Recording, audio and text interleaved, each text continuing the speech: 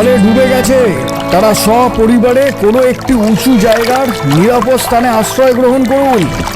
যারা উঁচু জায়গা পাচ্ছেন না তারা গ্রামের পূর্ব প্রান্তের ওই যে নিরাপদ ক্যাম্প আছে ওখানে যেভাবেই হোক পৌঁছে যান। দাদু, এখানে কি করছো? যাও যাও যাও, ওই উঁচু স্থানে গিয়ে দাঁড়াও।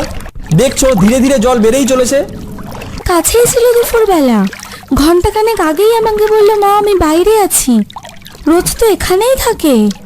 রোজ বন্যার সময় মেয়েকে কোথায় খুঁজে পাবো? কোথায় আছে আমার মেয়েটা? কি মা, কই তুই? কোথায়? তোকে দেখতে পাচ্ছি না কেন? তুই কোথায়? আমি এখানে বাবা, এইদিকে তাকাও। বাবু, ওই যে আলো দেখতে পাচ্ছেন, ওখানে তাকান। ওই যে ওই জায়গাটা তাকান। বিপুল দেখলো